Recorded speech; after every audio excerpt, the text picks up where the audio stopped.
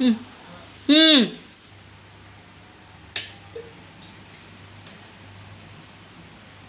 शेंगदाण्याची चटणी बनवण्यासाठी अंबारी लाल मिरची पावडर हेच वापरते. आपण कुठलं पावडर वापरता हे मला कळवा. ते नाही, पहिल्यांदी जिरे टाकायचे. जिरे फुटल्यानंतर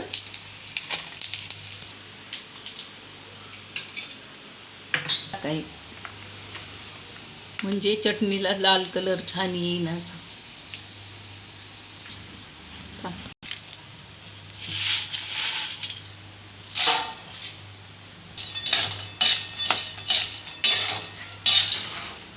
लाल असे खरपूस शेंगदाणे भाजून घ्यायचे आहेत. तुमच्या घरी असे शेंगदाणे आवडतात का? असे छान लाल भाजलेले, मस्त मिरची मसाला घातलेले शेंगदाणे. चवीपुरतं थोडंसं मीठ घालायचं असं, आणि छान असं पूर्णपणे हलवून घ्यायचं. आम्ही या शेंगदाण्याच्या चटणी, सोलापुरी चटणीमध्ये बॅडगी मिरची पावडर वापरतो. तुम्ही पण वापरा. वापरलेलं आहे माझं बॅडगी मिरची पावडर, म्हणून मी लाल तिखट टाकलेलं आहे. पण लसण टाकलेलं आहे. भाजलेले लाल खरपूस शेंगदाणे घालत आहोत.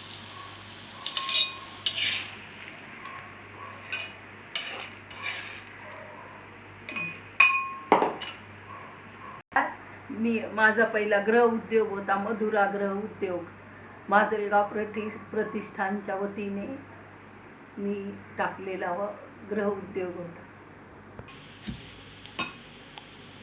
माझा माजलगावला राहत होतो तेव्हा गृह उद्योग होता चटण्यांचा, मधुरा गृह उद्योग.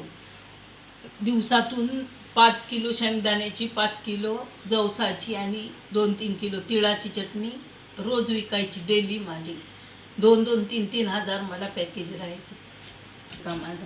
आता अजून सुरू करणार आहे मी, कारण आम्ही इकडं चेंज केलं आहे ना गाव, त्यामुळे इकडं माहिती घेऊस तर थोडंसं थांबावं लागेल.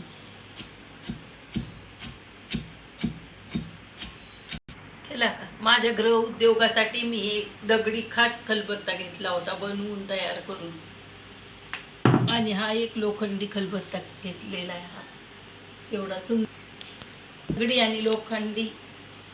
माझा दगडी खलबत्ता आणि लोखंडी खलबत्ता तुम्हाला कसा वाटला हे कमेंटमध्ये सांगू शकता.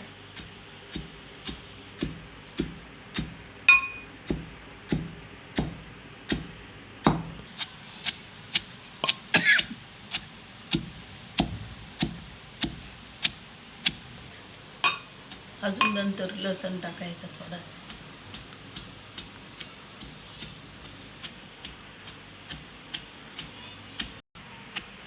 थोडं तेल घे टाकायला. मीठ कमी पडले म्हणून मी टाकते नंतर.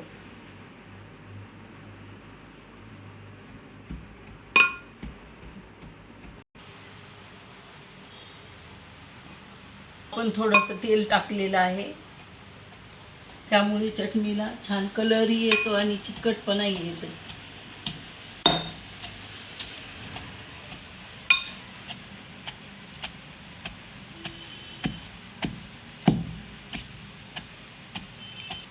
आता आपल्या चटणीला पूर्णपणे तेल सुटलेलं आहे, कलर आहे.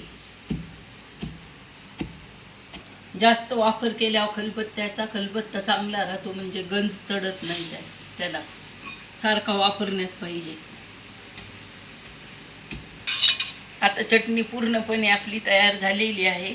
छान कलर पण आलेला आहे त्याला, आणि आपण कढईमध्ये काढून घेऊया. कलर आलेला आहे.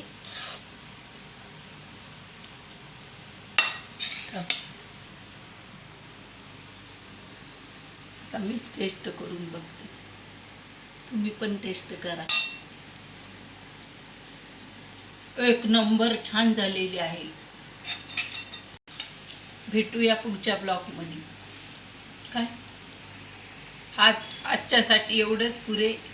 भेटूयात पुढच्या ब्लॉगमध्ये. राम राम, नमस्कार.